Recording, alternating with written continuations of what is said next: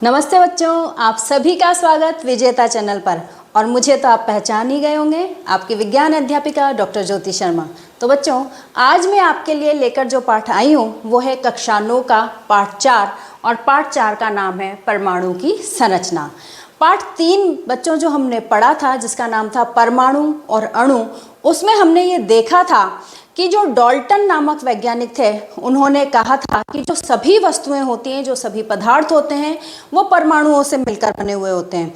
और ये जो परमाणु होते हैं वो अविभाज्य कण होते हैं। पर अपने परमाणु सिद्धांत में उन्होंने बताया था कि परमाणु को और ज़्यादा विभाजित नहीं किया जा सकता, ये अविभाजित कण होते हैं।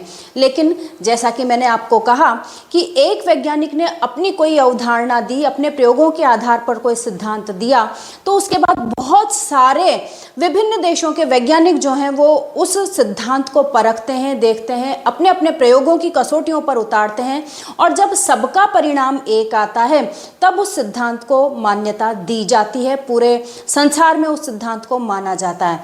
तो जब डाल्टन ने अपने प्रयोग के बारे में, परमाणु के बारे में बताया, तो देश विदेश में उनसे संबंधित प्रयोग जो थे परमाणु से संबंधित, वो शुरू हो गए। और बहुत सारे वैज्ञानिकों के प्रयोगों के बाद में ये माना गया कि जो परमाणु है वो अविभाज्य नहीं है। वो बहुत सारे तो नहीं, पर हम कह सकते हैं कि 2-3 अपरमाणुओं मतलब परमाणु से भी छोटे कण, अपरमाणुओं से वो मिलकर बना हुआ होता है। तो प्रारंभ में 19वीं शताब्दी में ये बात चल रही थी, और 19वीं शताब्दी में विभिन्न वैज्ञानिकों को प्रयोगों के द्वारा उन्होंने 2 प्रकार के अपरमाणुओं को की खोज कर ली थी। वो कौन कौन से थे देखिए। पहला तो था इलेक्ट्रॉन और दूसरा था प्रोटॉन। तो ये बात सामने आई कि भाई जो परमाणु है वो इलेक्ट्रॉन और प्रोटॉन से मिलकर बना होता है। तो इलेक्ट्रॉन, इसको बच्चों जे टॉमसन ने 1897 में खोजा था। बहुत सारे प्रयोग इन्होंने करे थे। कहीं पर ये जे थॉमसन लिखा हुआ आता है और कहीं पर ये जे टॉमसन लिखा हुआ होता है। तो बच्चों, जिस भी तरह का आपका क्वेश्चन में आंसर आ जाए, आप थॉमसन पर टिक लगाएंगे या थॉमसन लिखेंगे तो वो भी सही है, क्योंकि वर्तनी में अलग अलग ढंग से अलग अलग पढ़ लिया जाता है। और यदि आप टॉमसन लिखेंगे और टॉमसन पर टिक लगाएंगे तो वो भी ठीक है। तो जे टॉमसन ने 1897 में इलेक्ट्रॉन की खोज की थी। इसका जो द्रव्यमान माना जाता है वो नगण्य है, और आवेश इसका -1 माना जाता है, यानी यह ऋण आवेशित होता है। तो इसलिए इसे छोटे ई से प्रदर्शित किया जाता है, और -1 आवेश होने के कारण इस पर छोटा सा माइनस का निशान लगा दिया जाता है। तो अब आप जहां कहीं भी मैं E- लिखूं, वहां पर समझ जाएंगे कि मैडम ने क्या लिखा है। E- का मतलब है इलेक्ट्रॉन। फिर अगला जो अपरमाणु कण था वो था प्रोटॉन। इसे लिखा जाता है P+ से। तो रदरफोर्ड नामक वैज्ञानिक ने 1911 में इसकी खोज की थी। ऐसा माना जाता है कि गोल्डस्टीन नामक वैज्ञानिक ने पहले ही इनकी खोज कर दी थी प्रोटॉन की, पर वो बहुत ज़्यादा विस्तारित रूप इसे नहीं दे पाए। तो जो प्रामाणिक रूप से सिद्ध हुआ वो 1911 में रदरफोर्ड के प्रयोग से सिद्ध हुआ। इसलिए प्रोटॉन में की खोजकर्ता में हम 1911 और रदरफोर्ड का नाम ही लिखते हैं बच्चों। और इसका जो खोज तो फिर भी उन्होंने 1911 में कर दी, लेकिन प्रोटॉन नाम जो दिया गया, इन्होंने कुछ और नाम दिया था, लेकिन सार्वजनिक रूप से जो प्रोटॉन नाम दिया गया वो 1920 में दिया गया। इसका जो द्रव्यमान है वो 1 इकाई है, और आवेश इस पर +1 है। यानी हम कह सकते हैं कि इलेक्ट्रॉन का -1 और प्रोटॉन का +1, ये जो दोनों आवेश होते हैं वो परिमाण में बराबर होते हैं। अब तीसरे तरह का जो अपरमाणु कण आता है वो है न्यूट्रॉन, N। तो बच्चों, जो हम अभी आगे परमाणु मॉडल पढ़ने वाले हैं तो उसके अंदर न्यूट्रॉन बहुत बाद में आया। क्यों? क्योंकि इसकी जो खोज हुई है वो 1932 में हुई है। देखिए, 1911, 1897 में ये खोज हो चुकी है। जो प्रारंभिक वैज्ञानिक थे उन्होंने अपने परमाणु मॉडल में इलेक्ट्रॉन और प्रोटॉन के बारे में ही बताया है, न्यूट्रॉन के बारे में नहीं बताया। आगे के जो परमाणु मॉडल आए उनमें फिर न्यूट्रॉन को भी जोड़ दिया गया, और न्यूट्रॉन को जोड़ देने पर ज़्यादा कोई फर्क उनके आवेश में नहीं पड़ा। क्यों? क्योंकि जो न्यूट्रॉन होता है वो आवेशहीन होता है। इसका जेम्स चैडविक ने 1932 में इसकी खोज की थी और ये आवेशहीन होता है और इसका द्रव्यमान कहें तो ये प्रोटॉन के बराबर ही, लगभग बराबर ही माना जाता है। ठीक है बच्चों, तो इस तरह से इन तीनों कणों के बारे में, इलेक्ट्रॉन, प्रोटॉन और न्यूट्रॉन के बारे में 19वीं शताब्दी में वैज्ञानिकों ने बता दिया था। यहाँ ये 20वीं शताब्दी, 19वीं और 20वीं शताब्दी में हमें पता चल गया था कि परमाणु जो है वो अविभाज्य नहीं होता। उसे हम 3 तरह के अपरमाणुओं को में विभाजित कर सकते हैं, इलेक्ट्रॉन, प्रोटॉन और न्यूट्रॉन।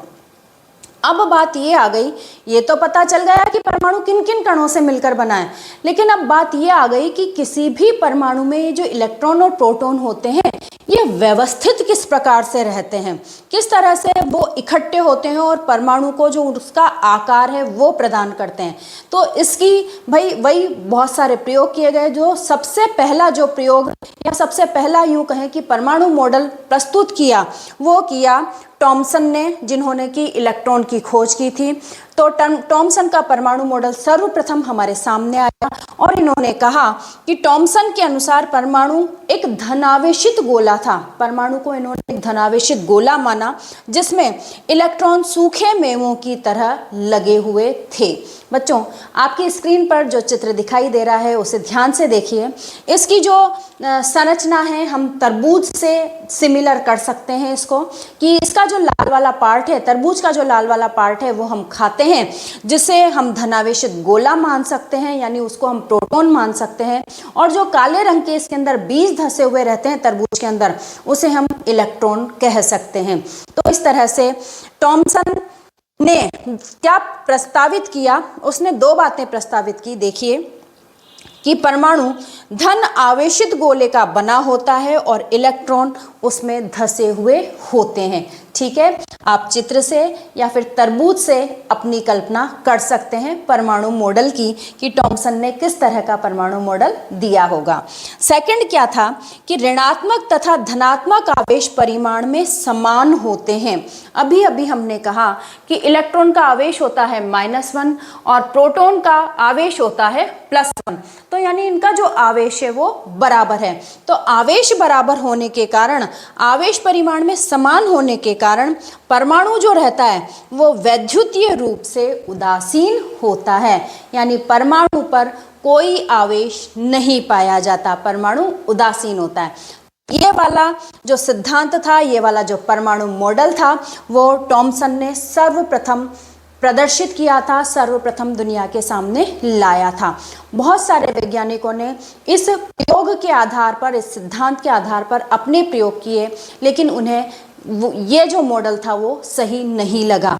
इसके बाद में रदरफोर्ड नामक वैज्ञानिक हुए, उन्होंने सेकंड नंबर पर उन्होंने सेकंड नंबर पर परमाणु मॉडल प्रस्तुत किया।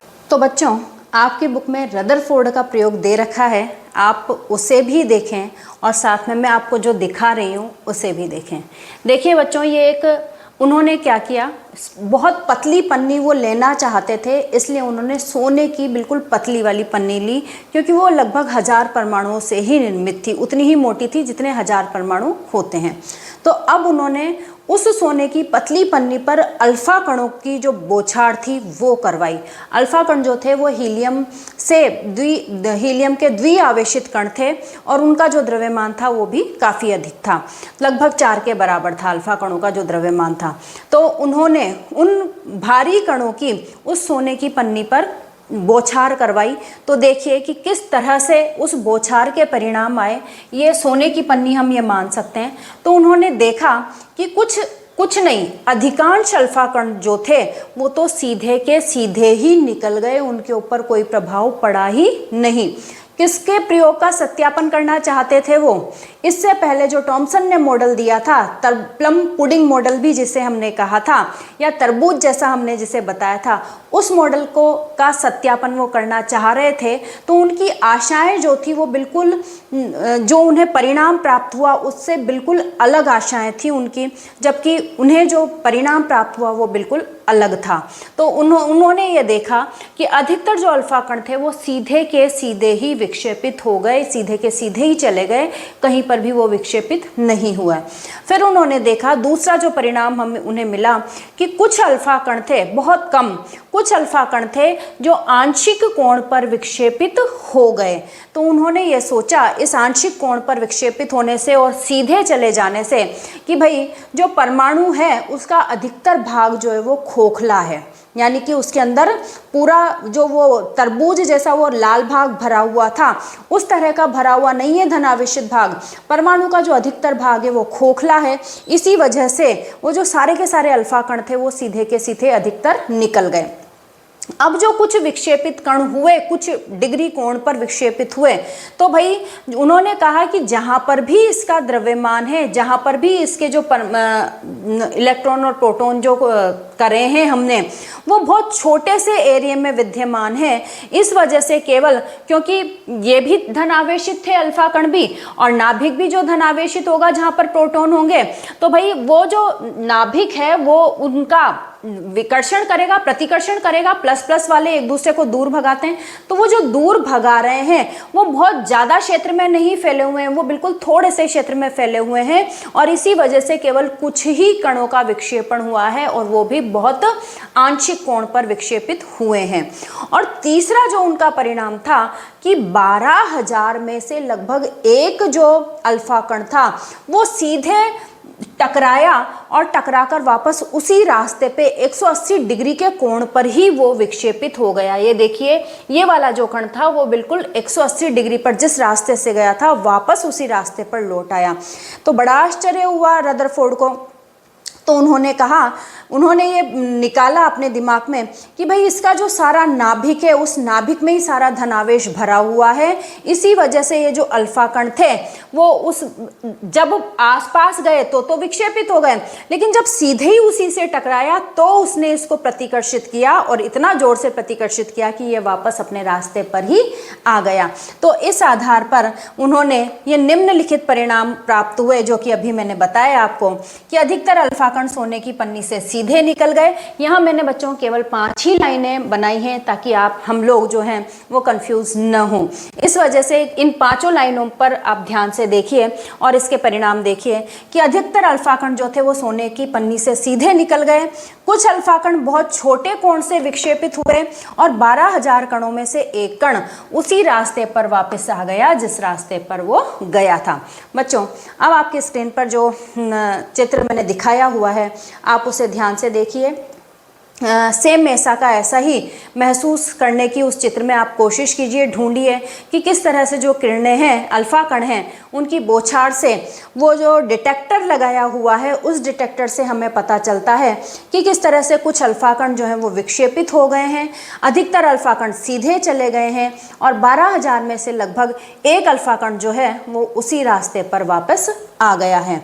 यदि आपसे एग्ज़ाम में रदरफोर्ड वाला जो प्रयोग है वो बहुत इम्पोर्टेंट है, तो अगर आपसे परमाणु मॉडल और प्रयोग रदरफोर्ड का पूछा जाता है तो आप ये जो मॉडल है प्रयोग बताएंगे। तो अभी हमने मॉडल प्रयोग पढ़ा है, तो वही चित्र बनाकर आपको प्रयोग बताना है, उसके बाद में उसके परिणाम बताने हैं और इस परिणामों के बाद में अब देखिए आप कि किस तरह से उन्होंने ये जो परिणाम निकले उनके प्रयोगों से, तो उन प्रयोगों के परिणामों के आधार पर उन्होंने जो अपना परमाणु मॉडल प्रस्तुत किया वो किस तरह का था। तो उन्होंने कहा कि भाई परमाणु का जो केंद्र है वो धनावेशित होता है जिसे नाभिक कहा जाता है। ये वाला जो हिस्सा था जहाँ से 180 डिग्री के कोण पर विक्षेपित हो गया था एक कण, उसको उन्होंने क्या बोला, नाभिक कहा। और उन्होंने साथ में ये भी कहा कि परमाणु का जो लगभग संपूर्ण द्रव्यमान है वो नाभिक में ही होता है, यानी प्रोटॉन जो होते हैं वो नाभिक में ही होते हैं, संपूर्ण द्रव्यमान नाभिक में ही होता है, क्योंकि इलेक्ट्रॉन को तो वैसे भी हमने नगण्य द्रव्यमान वाला ही माना था। तो लगभग जो सारा द्रव्यमान है वो नाभिक में ही है। सेकंड जो उन्होंने कहा कि नाभिक की त्रिज्या परमाणु त्रिज्या से 10⁵ गुना छोटी होती है, यानी नाभिक जो होता है वो परमाणु की तुलना में बहुत ही छोटा होता है। बच्चों, जैसे हम कह सकते हैं कि आपकी मम्मी की कोई चूड़ी है और उसमें एक बिंदी लगा दी जाए, जो मम्मी बिंदी लगाती है मीडियम साइज की, वो बिंदी लगा दी जाए तो वो जो चूड़ी है वो तो परमाणु की त्रिज्या हो गई और वो जो बिंदी है वो हमारे नाभिक को प्रदर्शित कर रही है। थर्ड जो दिया कि इलेक्ट्रॉन नाभिक के चारों ओर वर्तुलाकार मार्ग में चक्कर लगाते हैं। प्रोटॉन का तो समझ में आ गया कि वो केंद्रक में है। अब जो इलेक्ट्रॉन बचे वो नाभिक के चारों ओर गोल गोल वर्तुलाकार आकार में चक्कर लगाते हैं। तो बच्चों ये वाला जब प्रयोग दिया तो बहुत सारे वैज्ञानिकों ने वही जैसा कि होता आया है, बहुत सारे वैज्ञानिकों ने इसमें अपने प्रयोग किए, इसको सत्य साबित करने की कोशिश की, लेकिन एक कमी जो थी वो रदरफोर्ड के प्रयोग में भी निकल गई। क्या कमी निकली कि कोई भी आवेशित कण गोलाकार कक्ष में चक्कर लगाते वक्त अपनी ऊर्जा विकिरित करेगा, अपनी ऊर्जा को फैलाएगा। फैला रहा है वो, लगभग जो आवेशित कण चक्कर लगा रहा है गोले में, वो अपनी ऊर्जा को फैला रहा है, नष्ट कर रहा है, तो वो विकिरित करेगा और नाभिक से टकरा जाएगा, नाभिक में ही वो घुस जाएगा, टकरा जाएगा। अगर ऐसा होता है तो परमाणु अस्थिर होगा, परमाणु समाप्त हो जाएगा। पर बच्चों हम जानते हैं कि परमाणु जो है वो अस्थिर नहीं होता, परमाणु स्थिर होता है, उसका अस्तित्व बना रहता है और उसका अस्तित्व है, इसीलिए तो सभी वस्तुओं का, सभी पदार्थों का अस्तित्व है। तो ये वाली जो रदरफोर्ड की जो कमी निकली उसे नील्स बोहर नामक वैज्ञानिक ने आगे सही प्रमाणित कर दिया अपने प्रयोगों के द्वारा, अपने सिद्धांत के द्वारा। लेकिन ये वाला जो मॉडल रहा वो आगे आने वाले मॉडल्स के लिए बिल्कुल नींव साबित हुआ और लगभग यही मॉडल आगे भी प्रस्तुत हुआ कुछ संशोधन के साथ में, जिसे नील्स बोहर ने प्रदर्शित किया। बच्चों रदरफोर्ड के प्रयोग में ही, रदरफोर्ड के परमाणु मॉडल में ही कुछ सुधार करके कुछ प्रयोग किए और कुछ सुधार किए और उन्होंने अपना मॉडल प्रस्तुत किया। इसके अनुसार उन्होंने क्या कहा कि इलेक्ट्रॉन जो होते हैं वो केवल कुछ निश्चित कक्षाओं में ही चक्कर लगा सकते हैं। रदरफोर्ड ने कहा था कि वर्तुलाकार चक्कर लगाते हैं इलेक्ट्रॉन, कक्षाओं में लगाते हैं या निश्चित कक्षाओं में लगाते हैं, ऐसा उन्होंने कुछ भी नहीं कहा था। तो इन्होंने ये जोड़ा कि इलेक्ट्रॉन केवल निश्चित कक्षाओं में ही चक्कर लगा सकते हैं, जिन्हें इलेक्ट्रॉन की विविक्त कक्षा कहा जाता है। और सेकंड उन्होंने कहा कि विविक्त कक्षा में चक्कर लगाते वक्त इलेक्ट्रॉन की ऊर्जा का विकिरण नहीं होता, इन कक्षाओं को ऊर्जा स्तर कहते हैं। यानी विकिरण नहीं होगा तो उसकी ऊर्जा का ह्रास नहीं होगा, और ऊर्जा का ह्रास नहीं होगा तो इलेक्ट्रॉन चक्कर लगाते लगाते नाभिक में नहीं गिरेगा और परमाणु जो होगा वो स्थायी होगा। तो इस तरह से जो रदरफोर्ड के मॉडल में कमियां निकाली थी उसे इन्होंने अपने मॉडल के द्वारा दूर कर दिया और इसको सही जो साबित था, मतलब अपना जो आगे अपडेटेड जो मॉडल था इन्होंने अपने नाम से प्रस्तुत किया। ये देखिए बच्चों, ये नाभिक है और ये कक्ष दिए गए हैं। इन कक्षों को या तो आप कह सकते हैं पहला कक्ष, दूसरा कक्ष, तीसरा कक्ष लगातार बढ़ते जाते हैं, या फिर फर्स्ट कक्ष को हम के कक्ष यानी KLMNOP आगे नाम दे सकते हैं, लेकिन शुरुआत जो करेंगे वो के कक्ष से करेंगे। आपके स्क्रीन पर भी एक चित्र दिखाया गया है, सेम ऐसा का ऐसा ही है, आप उसे देख सकते हैं और अच्छे से फील कर सकते हैं।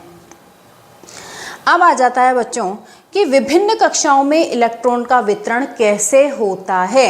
यानी ये तो इन्होंने बता दिया कि एक निश्चित कक्षाओं में ही चक्कर लगा रहे हैं, लेकिन ये आगे इन्होंने बताया और इनके साथ में बरी भी शामिल थे, वैज्ञानिक बरी। तो जो भाई इलेक्ट्रॉन का वितरण किस प्रकार से होता है, तो इसे कहा जाता है बोर बरी स्कीम। इन्होंने बताया कि विभिन्न कक्षाओं में इलेक्ट्रॉन किस तरह से बढ़ते हैं। तो पहला क्या कहा कि किसी कक्षा में स्थित इलेक्ट्रॉन की अधिकतम संख्या को 2n² से दर्शाया जाता है, जहां n ऊर्जा स्तरीय कक्षा को प्रदर्शित करता है। जैसे पहले कक्ष की हम बात करें तो 2n², n की जगह पर हमने 1 लिख दिया, तो इसको सॉल्व करेंगे तो 2 ही आएगा। यानी पहले कक्ष में अधिकतम 2 इलेक्ट्रॉन। दूसरे कक्ष की बात करें तो 2n², n की जगह पर 2 लिख दिया, स्क्वायर लगा दिया, इसको सॉल्व करेंगे तो 8 आ जाएगा। यानी दूसरे कक्ष में अधिकतम 8 इलेक्ट्रॉन। तीसरे कक्ष की बात करें तो n की जगह पर 3 आ जाएगा स्क्वायर, इसे सॉल्व करेंगे तो 18 आ जाएगा। तो तीसरे कक्ष में 18 इलेक्ट्रॉन। और चौथे कक्ष की बात करें तो n की जगह पर 4 आ जाएगा और 4 का स्क्वायर तो सॉल्व करेंगे तो 32 आ जाएगा, यानी चौथे कक्ष में 32 इलेक्ट्रॉन। इस प्रकार से जैसे जैसे हम आगे बढ़ते जाएंगे, n का मान रखते जाएंगे, तो हमें उस कक्ष में उपस्थित इलेक्ट्रॉनों की संख्या का पता लगता जाएगा।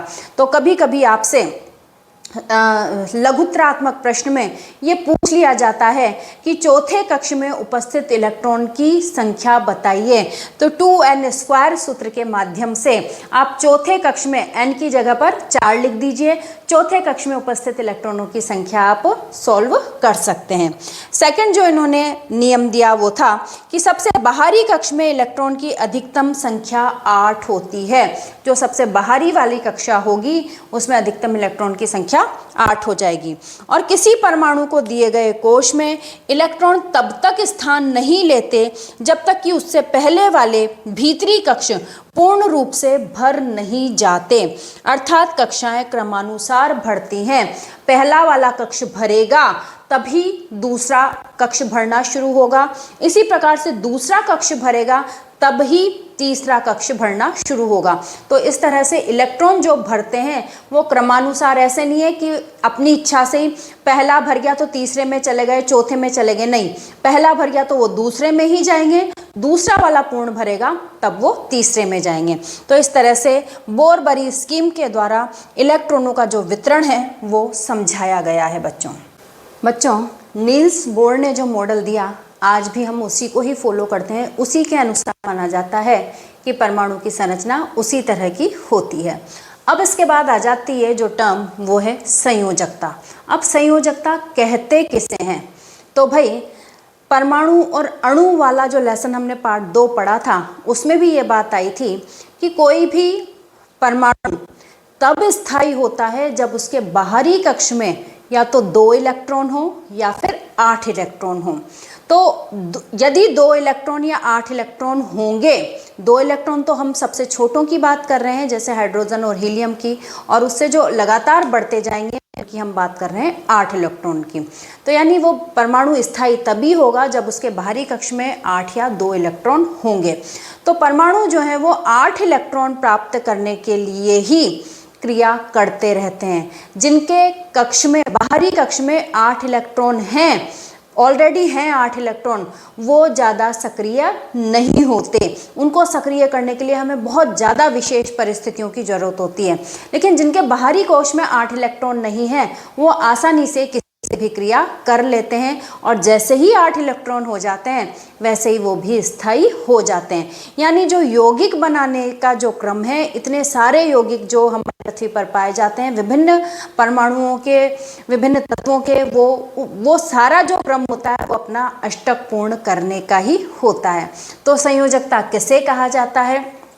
तो परमाणु के बाह्यतम कक्ष में अपना इलेक्ट्रॉन अष्टक पूर्ण करने के लिए वो इलेक्ट्रॉनों की साझेदारी करता है, इलेक्ट्रॉन को त्यागता है या इलेक्ट्रॉन को ग्रहण करता है। तो जितने इलेक्ट्रॉनों की साझेदारी हुई, त्याग हुआ या ग्रहण हुए, उन इलेक्ट्रॉनों की वो जो संख्या है वो इसकी संयोजकता या संयोजन क्षमता कही जाती है।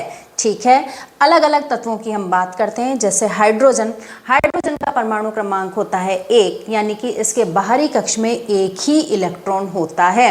तो अब इसको इलेक्ट्रॉन प्राप्त 2 इलेक्ट्रॉन होने चाहिए कम से कम। तो पहली कक्षा में 2 होने चाहिए और 2 के बाद वाली में 8 इलेक्ट्रॉन होने चाहिए।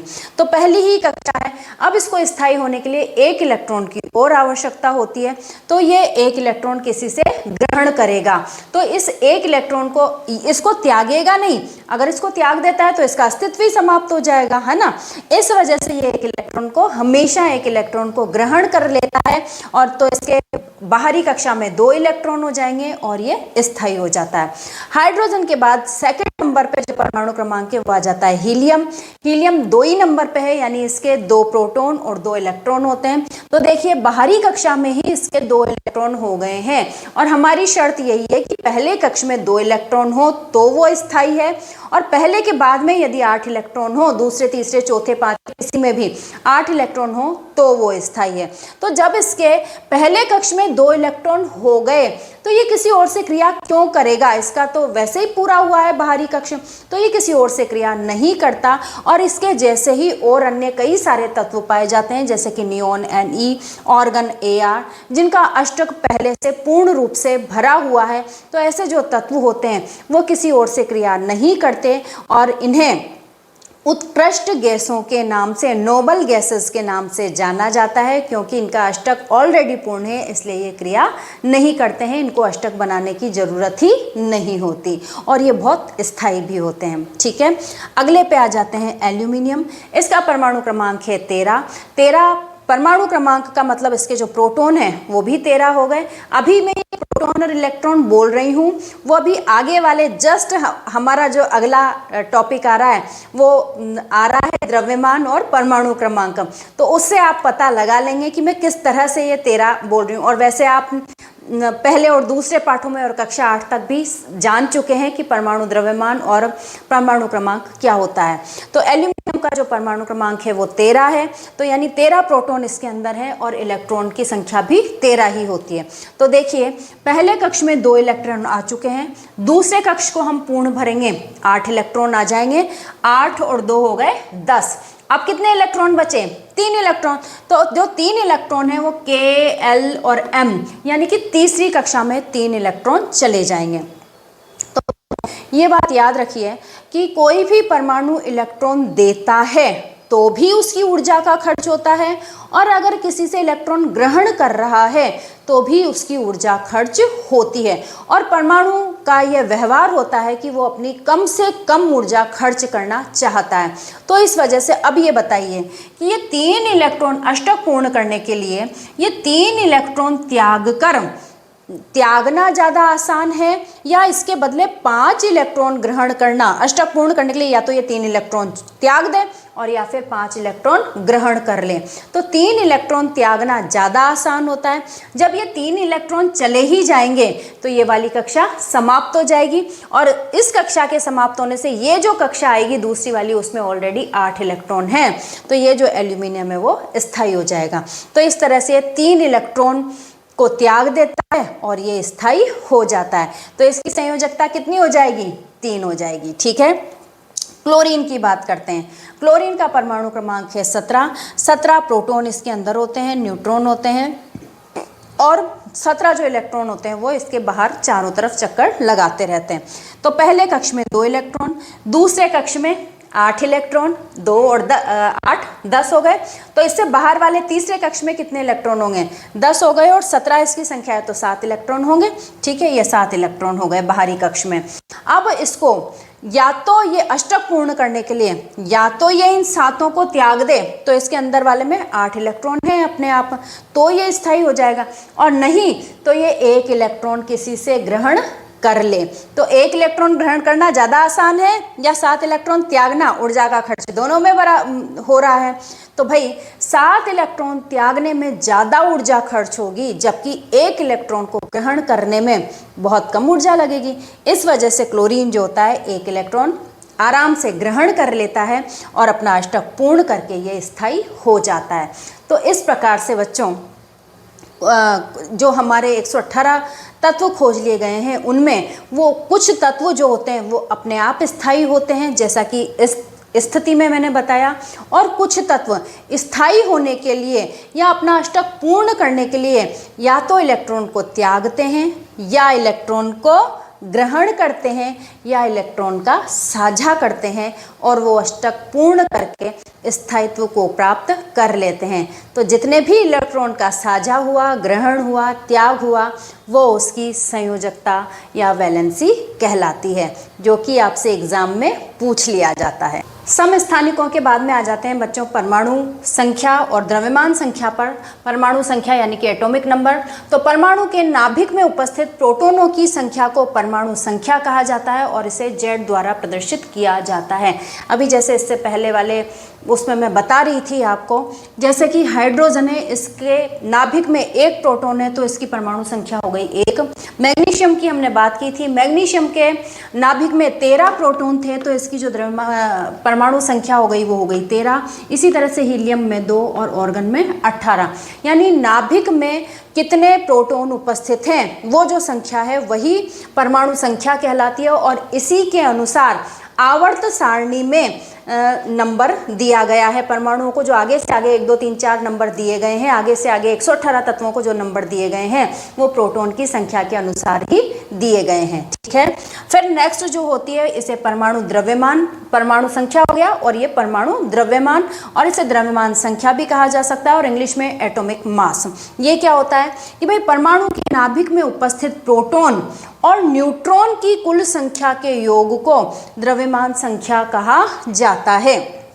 अब हमने ये देख लिया था सबसे फर्स्ट जब मैंने आपको पढ़ाना शुरू ही किया था तब मैंने कहा था कि नाभिक में जो वो 3 अपरमाणुक खोजे गए हैं कण, उनमें था इलेक्ट्रॉन, प्रोटॉन और न्यूट्रॉन। तो जो तीसरा वाला था न्यूट्रॉन 1932 में जेम्स चैडविक द्वारा जो खोज की गई थी, जिसका कोई आवेश नहीं था और जो उसका द्रव्यमान था वो लगभग प्रोटॉन के बराबर था। तो नाभिक के अंदर जो उपस्थित होते हैं वो प्रोटॉन के साथ साथ न्यूट्रॉन भी होते हैं। तो उन दोनों को जब हम जोड़ेंगे, प्रोटॉन को और न्यूट्रॉन को, इनका जो जोड़ करेंगे वो जो योग होगा वही द्रव्यमान संख्या या परमाणु द्रव्यमान कहलाएगा। जैसे कि कार्बन की बात करें तो इसके केंद्रक में, इसके नाभिक में 6 प्रोटॉन और 6 न्यूट्रॉन होते हैं तो इसके द्रव्यमान संख्या हो जाती है 12 यूनिट, 12 यू। इसी तरह से एल्यूमिनियम जो कि अभी हमने देखा था, 13 प्रोटॉन इसके अंदर पाए जाते हैं, परमाणु संख्या 13 है तो 13 प्रोटॉन पाए जा रहे हैं और इसके अंदर 14 न्यूट्रॉन पाए जाते हैं। बच्चों अधिकतर परमाणुओं में प्रोटॉन और न्यूट्रॉन की संख्या जो होती है वो लगभग समान ही होती है, लेकिन 2-3 का फर्क पड़ जाता है। कभी न्यूट्रॉन जो होते हैं वो प्रोटॉन से ज़्यादा भी 2-3 हो सकते हैं और प्रोटॉन से 1-2 भी कम हो सकते हैं। तो इस वजह से यहाँ पर एल्यूमिनियम के अंदर 13 प्रोटॉन हैं तो यहाँ पर 14 न्यूट्रॉन पाए जाते हैं। जो भी होगा उनके योग को ही द्रव्यमान संख्या कहा जाएगा। तो 14 और 13 कितने हो गए? 27 यू। तो एल्यूमिनियम का जो द्रव्यमान संख्या हो गई वो हो गई 27 यू। अब इनको लिखने का एक क्रम होता है बच्चों, बीच में हम तत्व का प्रतीक लिख लेते हैं। जैसे ये देखिए, ये सी लिखा हुआ है मैंने कार्बन के लिए, एल्यूमिनियम लिखा हुआ है Al एल्यूमिनियम के लिए। अब परमाणु संख्या को जेड को इसके लेफ्ट में लिखेंगे तो दोनों ही परमाणु द्रव्यमान और परमाणु संख्या दोनों को ही लेफ्ट में लिखेंगे, लेकिन नीचे की तरफ परमाणु संख्या को लिखते हैं, यानी तत्व का प्रतीक लिख दिया, उसके पैर में हम परमाणु संख्या को लिखते हैं और ऊपर की तरफ सिर की तरफ हम परमाणु द्रव्यमान लिखते हैं, जैसे 6C और ये द्रव्यमान लिख दिया 12। इसी तरह से एल्यूमिनियम, ये इसका जो 13 है वो परमाणु संख्या और ऊपर जो 27 है वो परमाणु भार लिख दिया। तो इस तरह से अगर आपके पेपर में लिखा हुआ आ जाता है तो आप समझ जाइएगा कि ये तो परमाणु क्रमांक है और ऊपर जो लिखा हुआ है वो परमाणु द्रव्यमान है। द्रव्यमान संख्या के बाद आ जाते हैं बच्चों हम समस्थानिक वर्ड पर, जिसे कहते हैं आइसोटोप्स। अब आइसोटोप्स कहते किसे हैं? तो एक ही तत्व के अलग अलग परमाणु जिनका की परमाणु संख्या तो समान हो पर परमाणु भार अलग अलग हो, समस्थानिक या आइसोटोप्स कहलाते हैं। समझ गए होंगे आप कि उनके जो प्रोटॉन पाए जा रहे हैं नाभिक में वो तो समान हैं, लेकिन जो न्यूट्रॉन पाए जा रहे हैं, न्यूट्रॉन की संख्या उनमें अलग अलग है और न्यूट्रॉन की संख्या अलग होने के कारण ही परमाणु की तो संख्या समान है, प्रोटॉन की संख्या तो समान है, इसलिए सबका परमाणु संख्या तो समान हो गई, लेकिन परमाणु क्रमांक तो समान हो गया, लेकिन न्यूट्रॉन की संख्या अलग अलग होने से उनका जो परमाणु द्रव्यमान होगा, क्योंकि परमाणु द्रव्यमान में क्या था कि न्यूट्रॉन प्लस प्रोटॉन की संख्या दोनों का योग, तो जो दोनों का योग होगा, क्योंकि न्यूट्रॉन की संख्या में अंतर है इसलिए द्रव्यमान संख्या में भी अंतर आ जाएगा। तो एक ही तत्व के ये परमाणु होंगे, 2, 3, 4 प्रकार के परमाणु इस तरह के पाए जा सकते हैं, तो उन्हें हम सभी को क्या बोलेंगे, समस्थानिक बोलेंगे। तो उदाहरण देखिए, जैसे हाइड्रोजन H से हम डिनोट करते हैं। इस हाइड्रोजन के 3 तरह के परमाणु हमारे यहाँ प्रकृति में पाए जाते हैं। पहले वाले को, जिसमें प्रोटॉन की संख्या 1 है और न्यूट्रॉन की संख्या जो है वो भी 1 है, मतलब उसके इस वाले के अंदर तो न्यूट्रॉन है ही नहीं, सिर्फ 0 है न्यूट्रॉन, सिर्फ प्रोटॉन की संख्या 1 है, तो इसलिए इसका जो भार द्रव्यमान हो गया वो भी 1 हो गया। इसे हम कहते हैं प्रोटियम। इसी प्रकार से ड्यूटेरियम, इस ड्यूटेरियम में यहाँ पर न्यूट्रॉन की संख्या 1 हो जाती है, प्रोटॉन की संख्या 1 प्लस न्यूट्रॉन की संख्या, तो 1 न्यूट्रॉन की संख्या है यहाँ पर, तो इसका द्रव्यमान संख्या जो हो गई वो 2 हो गई, परमाणु संख्या 1 है, इसे बोलेंगे ड्यूटेरियम। इसे डी से भी प्रदर्शित करते हैं। इसी प्रकार से टाइट्रियम, जिसे टी से प्रदर्शित करते हैं, और इसके अंदर 2 न्यूट्रॉन की संख्या हो जाती है, तो इसकी द्रव्यमान संख्या हो जाएगी 3। जबकि प्रोटियम, ड्यूटेरियम और टाइट्रियम तीनों में ही प्रोटॉन की संख्या 1 होने के कारण इनकी जो परमाणु क्रमांक है, परमाणु संख्या वो है 1, और जबकि जो इनका परमाणु भार है क्रमशः वो होता है 1, 2 और 3। तो आपसे क्वेश्चन में पूछा जा सकता है कि हाइड्रोजन के जो समस्थानिक हैं उनके नाम लिखिए और उनके किस तरह से हम उनको फॉर्मूले में प्रदर्शित करेंगे वो आप बताइए। तो आपको ये पूरा का पूरा लिखना है। इसी तरह से बात करते हैं हम कार्बन की। कार्बन के प्रकृति में 2 तरह के परमाणु पाए जाते हैं। 6 दोनों की जो परमाणु संख्या है, यानी प्रोटॉन दोनों में ही 6 पाए जा रहे हैं। अब इसमें यहाँ पर लिखा है परमाणु भार 12, इसका मतलब 6 प्रोटॉन और 6 न्यूट्रॉन है, तो 6C12 एक परमाणु पाया जाता है। इसी तरह से जो दूसरा परमाणु पाया जाता है उसमें परमाणु भार जो हो गया वो हो गया 14 का मतलब इसके अंदर जो प्रोटॉन है, प्रोटॉन की संख्या तो 6 ही है, लेकिन न्यूट्रॉन की संख्या 2 का अंतर आ गया है, तो न्यूट्रॉन की संख्या 2 बढ़ जाती है, यानी कि 8 न्यूट्रॉन इसके अंदर हो जाते हैं, और प्रोटॉन तो 6 ही है। तो इस तरह से कार्बन के ये 2 समस्थानिक 6C12 और 6C14 पाए जाते हैं। बात करें क्लोरीन की, तो क्लोरीन के भी 2 तरह के परमाणु पाए जाते हैं, जिन्हें 2 समस्थानिक हम कह सकते हैं। ये हाइड्रोजन के 3 समस्थानिक हो गए, कार्बन के 2 समस्थानिक हो गए, और क्लोरीन के 2 समस्थानिक हो गए। तो क्लोरीन में दोनों का जो परमाणु क्रमांक है वो 17 ही है, यानी परमाणु संख्या 17 हो गई। एक का जो परमाणु भार है वो है 35 और एक का परमाणु भार है 37, यानी इसके अंदर 17, 34, 18 न्यूट्रॉन हो गए यहाँ पर, और यहाँ पर 18 से भी ज़्यादा न्यूट्रॉन यहाँ पर हो गए हैं, 2 और बढ़ गए हैं, यानी कि 18 इसके अंदर थे तो 20 यहाँ पर न्यूट्रॉन इसके अंदर हो गए हैं। अब बच्चों बात ये आती है, इस तरह से ये हमारे समस्थानिक हो गए हैं। अब हम बात करते हैं परमाणु भार की, कि जब जिसके अंदर कोई समस्थानिक नहीं पाए जा रहे हैं, सभी तरह के जो परमाणु हैं तत्व के वो समान हैं, उनमें तो कोई प्रॉब्लम नहीं है, उनका परमाणु भार हमने न्यूट्रॉन को जोड़ दिया और प्रोटॉन को जोड़ दिया और हमने परमाणु भार या द्रव्यमान संख्या जो है वो निकाल ली। लेकिन इस तरह के समस्थानिक वाले जो तत्व होते हैं उनका परमाणु भार हम कैसे कहें, किस तरह से, जब हम आवर्त सारणी में लिख रहे हैं तो किस तरह से हम उनके परमाणु भार को डिनोट करें। 35 भी है, 37 भी है, 12 भी है, 14 भी है, 2 जगह तो हम नहीं कर सकते, क्योंकि हमने आवर्त सारणी में तो इसके अनुसार परमाणु क्रमांक के अनुसार जमाया है। तो फिर हम उसके परमाणु भार को किस तरह से प्रदर्शित करें।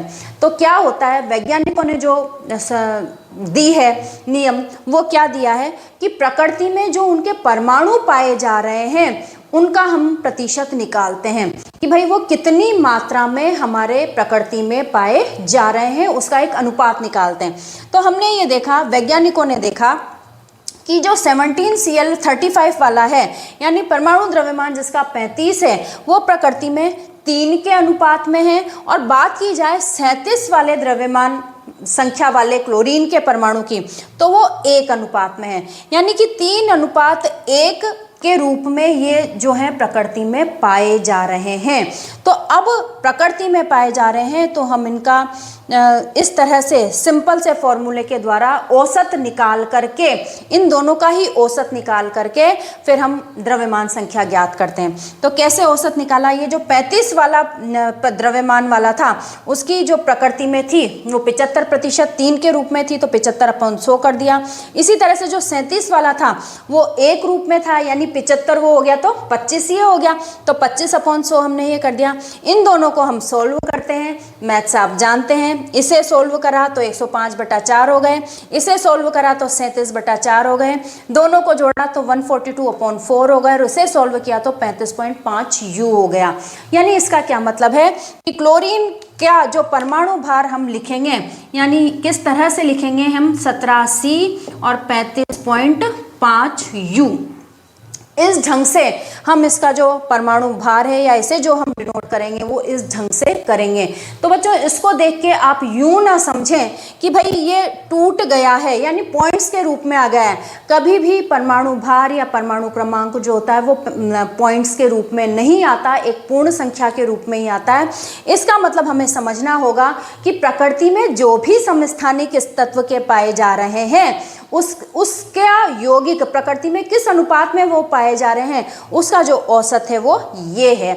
इस वजह से ये बटा हुआ नहीं है, ये पूर्ण संख्या है, बल्कि समस्थानिकों का एक औसत है। हमें ये सुविधा है कि हम इसका जो परमाणु द्रव्यमान है वो क्या लिखें। ठीक है, अब जो ये समस्थानिक पाए जा रहे हैं प्रकृति में, उसके बहुत सारे उपयोग बच्चों आपने पढ़े होंगे। कुछ उपयोग मैंने यहाँ पर लिखे हैं और बहुत सारे उपयोग आप ढूंढ सकते हैं कि उन समस्थानिकों के उपयोग क्या क्या हो सकते हैं। पहला देखिए कि यूरेनियम के एक समस्थानिक का प्रयोग यूरेनियम भट्टी में ईंधन के रूप में किया जाता है। ईंधन के रूप में यूरेनियम को ही जलाया जाता है ऊर्जा प्राप्त करने के लिए, और बहुत ज़्यादा ऊर्जा कोयला, पेट्रोल, ये तो बिल्कुल छोटे से रह जाते हैं उसके सामने।